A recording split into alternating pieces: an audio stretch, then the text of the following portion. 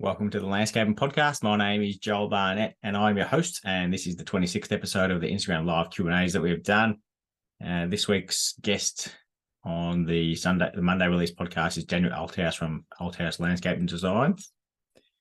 And a pretty good chat. It's because he's only been he's had his business about 12 months, so it was good hearing about how he started out and what he's doing to grow the business and the way he's going about doing things. So it's a good one to listen to if you haven't already. The first question is from Craig at Total Garden Management, and he said, when designing, how much do you consider the maintenance after it's built?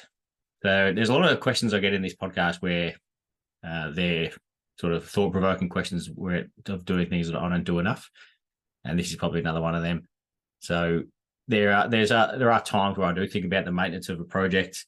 For example, if you're in a front yard, I do it a fair bit. If you're putting lawn in there and you want plants around the lawn, you've got to leave somewhere for the lawnmower to get into, or you've got to consider how you're going to mow the lawn, because you don't want to have to pick up the lawnmower and lift it over a hedge or something like that. So there's little things like that where I do consider the maintenance.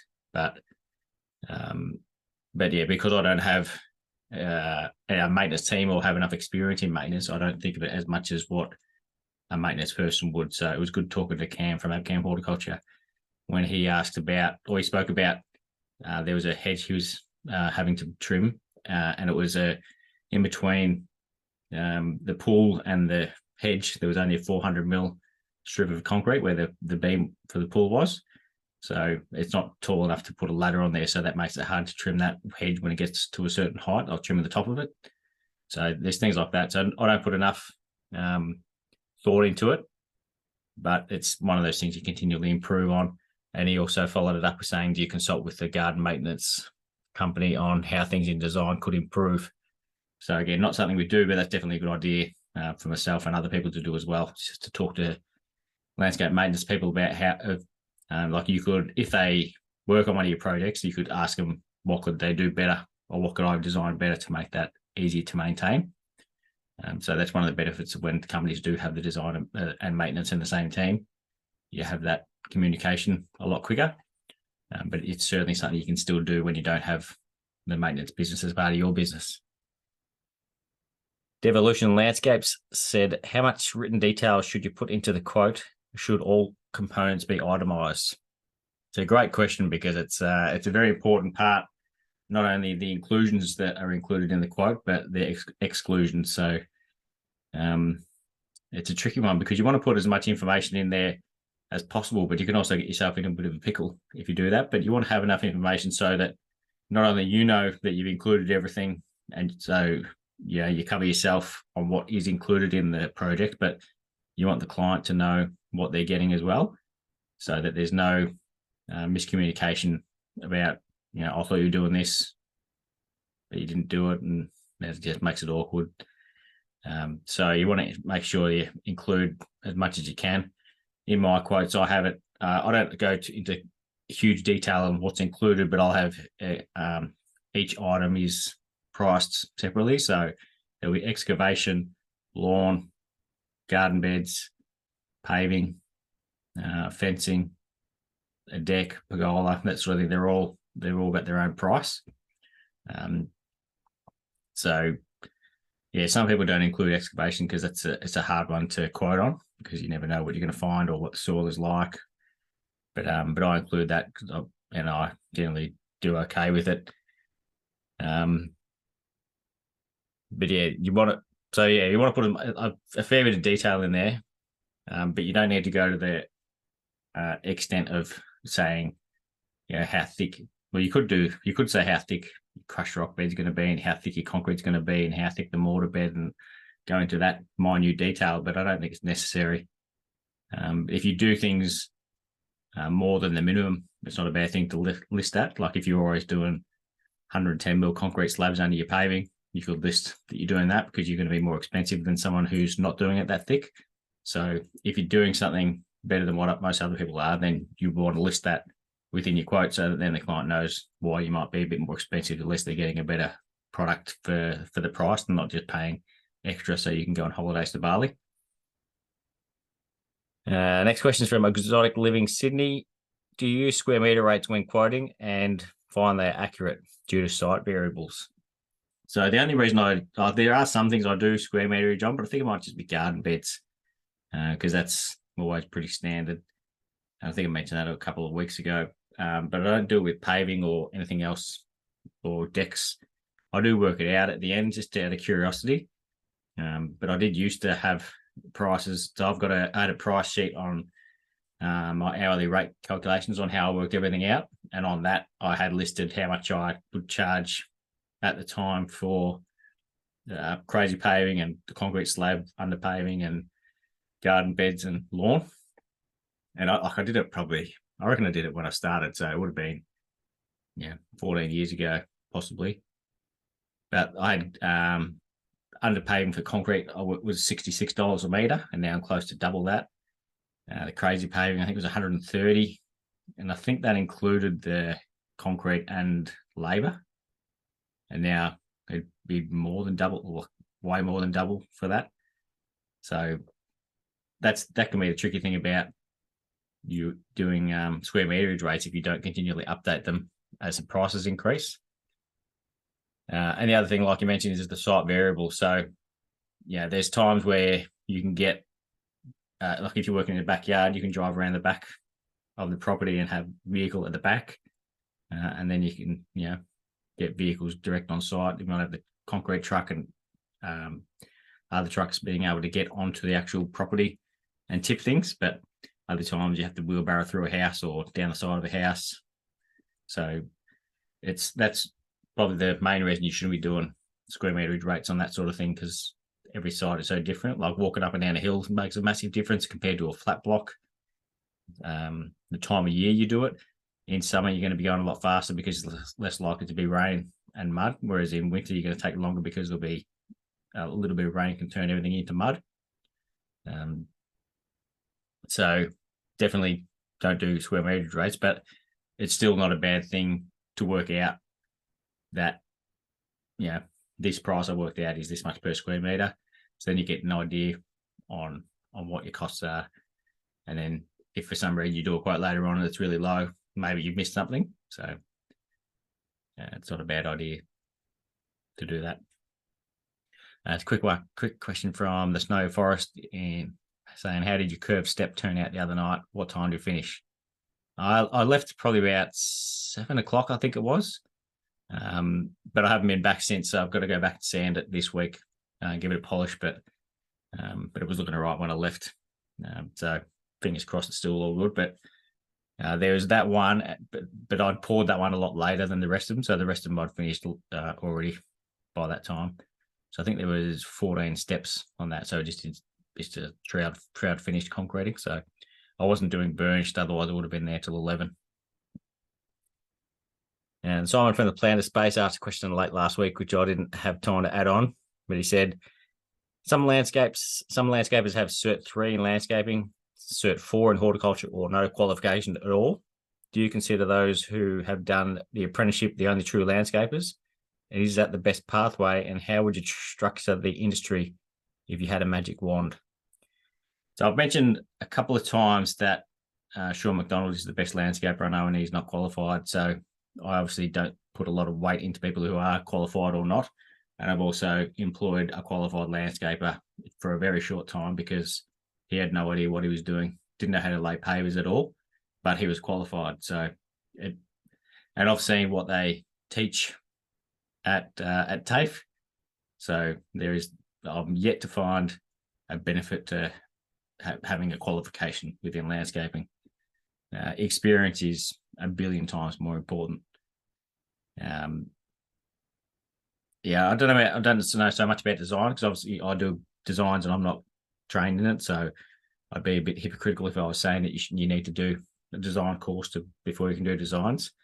No doubt people who have done that know a lot more than me, and there's certain little details that I find I've heard landscape designers talking about that I had no idea about. So, you can't really compare learning at TAFE during a landscape construction apprenticeship to learning a design course. You're obviously going to learn a lot more in a design course because that's like 90%, probably 90% of it is, computer-based and theory-based, whereas in landscape construction apprenticeship, it's the opposite.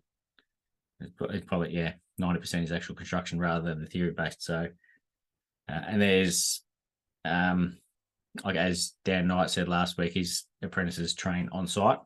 So I feel like the TAFEs just slow things down. Like you do get your piece of paper at the end, but in terms of having a magic wand and how I would change things, I wouldn't have a clue. So although I'm critical of the way things are done, I've got no better solution for it. So can't really complain too much. And I still might send my guys to TAFEs to get their qualifications. But yeah, certainly if I was looking for a qualified landscaper and someone applied who'd been landscaping for 7 years but had just been a labourer the whole time, but they knew how to do everything that we could do, then I wouldn't not put them on because they haven't got their qualification. Reece Chapman from RC Landscapes said, I found when getting a call for a new home build, 9 out of 10 clients don't have a clue what their design costs to build and freak out when they get the quoted price. Should or do designers ask how much people want to spend before designing these $80,000 to $120,000 projects when the client can't spend that kind of money? That's one of the trickiest parts of a design consultation, is getting the price, getting the budget off a client and what they're wanting to spend.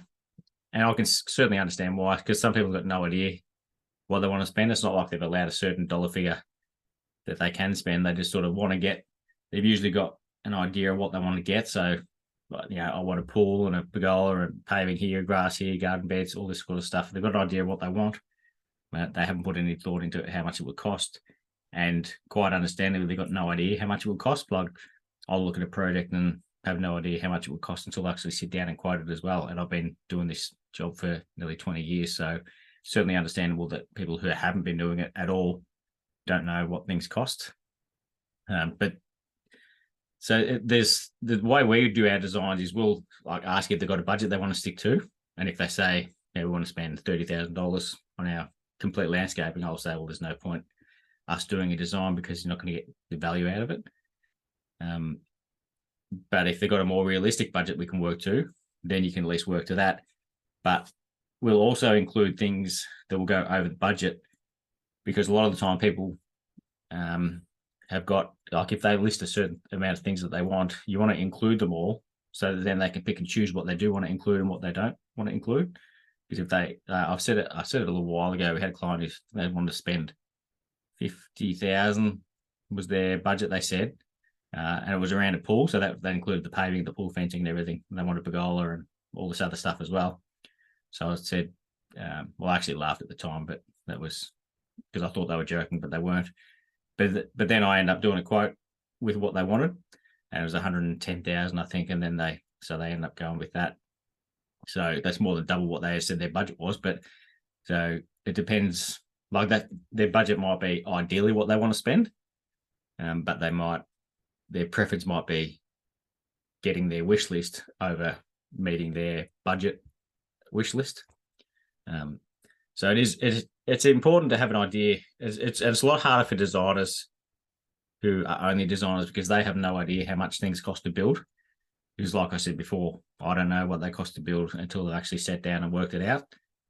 So yeah, I think it'd be extremely difficult for a designer to not only get a budget from the client to start with, but then to actually design to it without having to communicate with the landscape builder. So it's not an easy thing to do, and it's the designer isn't going to be finding out the client's got a $40,000 budget and then designing a $150,000 project just so their design looks awesome. Like that, no one would waste their time doing that. So if there is some design shock or cost shock, it's not deliberate from the designer, I can assure you. So it's a tricky one to get around to start with, but it's an important question as well. And it's important to have that conversation from the start, because there's no point chatting to them for an hour talking about what they want if you're not going to be able to meet what their budget is, or if they've got an unrealistic budget. So yeah, good question. And it's not a black and white answer, but it's an important one to keep in mind.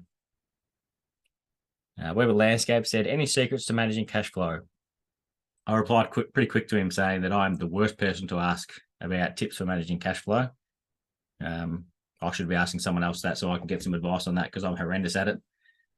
I've got all the ideas on how to, have all these different accounts so you can put money into you. So it's good. So my answer would be to have separate accounts, like for PAYG. So every week when you're paying employees, you put a certain amount into the PAYG account. When money comes into your account, you can put 10% of that into your BAS account.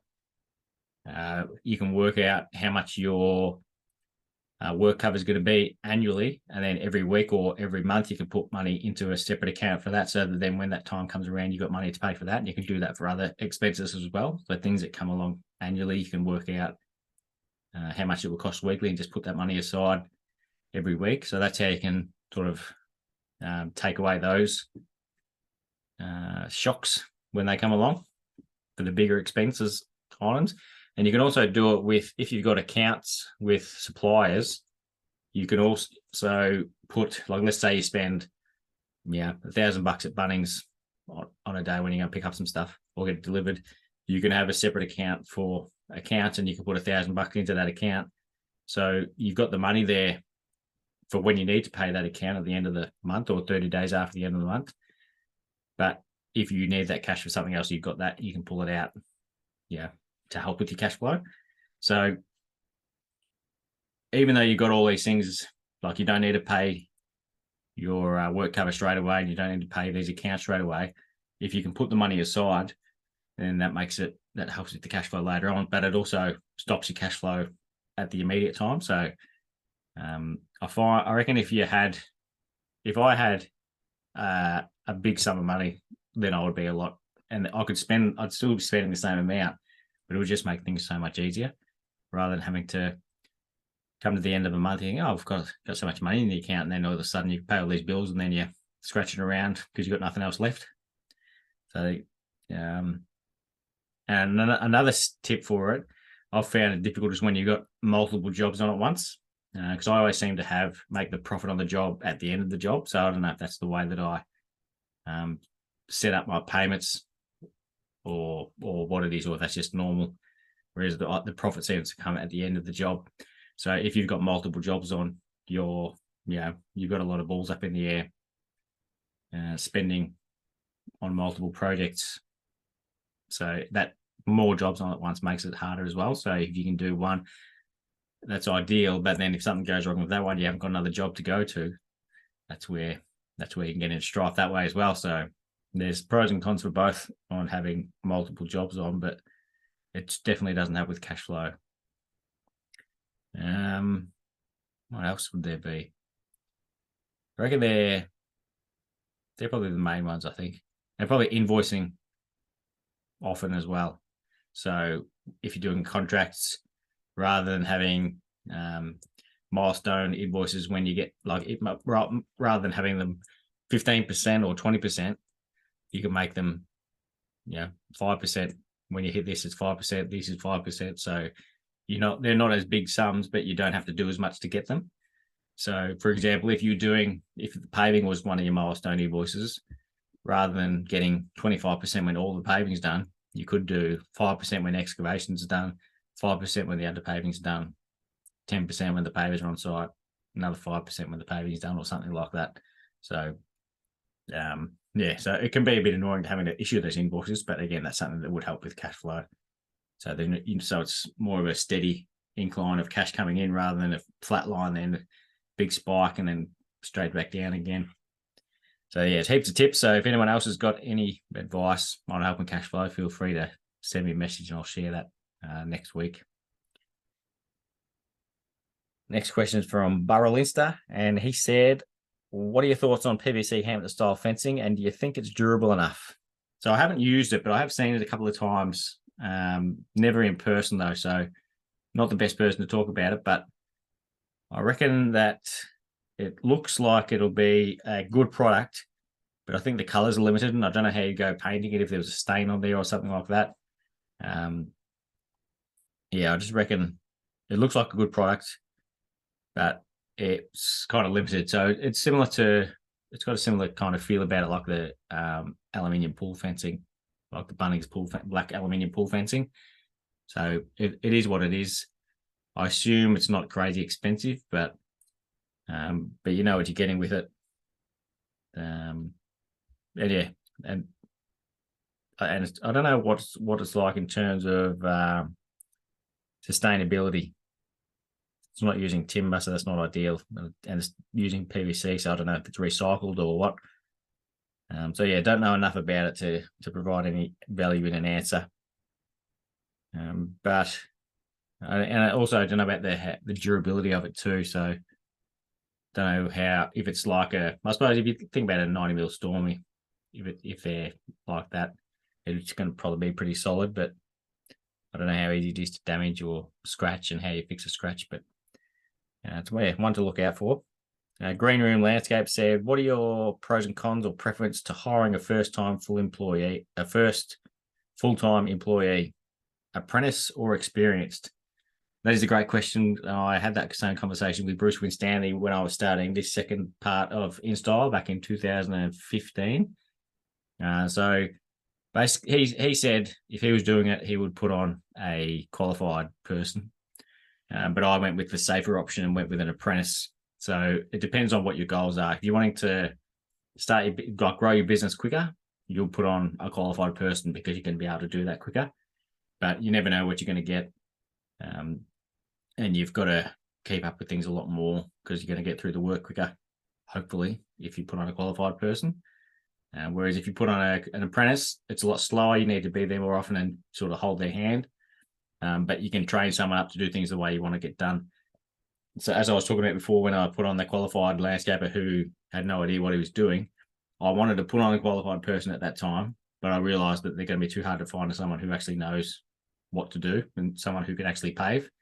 So I thought I'll put on an apprentice, and it's going to take longer to get where I want to get, but I'm going to get someone who knows how to do things the way I want to get them done. And you never know if you're going to get a good apprentice or not either, but that's what I did, and yeah, no regrets about that. It's also depends on what's out there. Like if you could find a apprentice who's awesome or a qualified person who's awesome, you go with the awesome person. And as foliage landscaping, you said, you can teach skills but not attitude. So look for attitude first. And yeah, same with the work ethic as well. Like it's you can have lazy qualified landscapers and lazy apprentices. It doesn't matter what their experience is. If they're lazy, they're not going to be right for my company anyway. So yeah, apprentice or experience, it depends what your preferences are. So the pros for the apprentice would be the cost and teaching them to do things the way you want to do them. And then the pros for the landscaper is that they've got experience already, so you can leave them to do work if they want. And you can get through work quicker. And then you could potentially, if they work out all right, then you could put on both. If things are going really well with the qualified one, then you can put on a qualified and an apprentice. So yeah, it really depends what your goals are. The cons with an apprentice is that they've got no idea what they're doing most of the time. They're usually having to go a day off for school, depending on how their apprenticeship is structured. And yeah, you can't duck off as much as you can if you've got a qualified person, because you've got to keep an eye on them so they're doing things properly and safely. And then the cons for a qualified would be the cost being more, and they might have, well, I was going to say they might have a different way of doing things, but that could be a pro as well. So that can increase your skill set if they've learnt to do something different that can help out. So yeah, there's no wrong answers, I don't think. It's just getting the right person. And as far as landscaping said, again, one bad apple can spoil the tree. So, but if it's your first one, then you're the only tree. So hopefully you aren't spoiled by that one. Simon from the Planet Space has got a question for this week saying, what are your thoughts on landscaping guidelines in new estates? I reckon it's a massive waste of time and money having those estate guidelines. Like, I understand what they're trying to achieve out of it, but they never achieve it, and it's just a pain in the ass to have to jump through their hoops, get designs done that meet their guidelines, and then nobody does it like that anyway, and they've got no way of making you change it so that it doesn't meet their guidelines. We've done designs in these estates, and you'd submit your design, and then they'd make you change it, and then you end up getting it ticked off, and then do another design in that estate, and I'll do the exact same design that the client wanted, the same as the other one that got approved, and I'll make you changes as well. So, and it's not because it matches the other one; it's just because they're sort of making their job exist. So they just want to make up a reason for them, justify. That's what the word I was looking for. They justify their existence. So if you just send a design, they can't say, yeah, that's good. They've got to say, no, you need to change this and this. So it's like the ones where they make you put a tree in the front yard.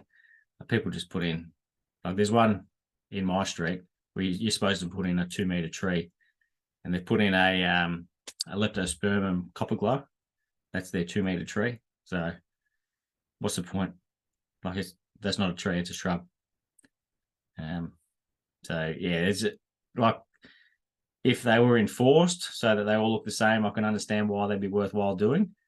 But yeah, people just put in like their front yard can be just lawn everywhere and then one tree, and that ticks the box. So a lot of stupid things that get done in them. So there's no point in having them really.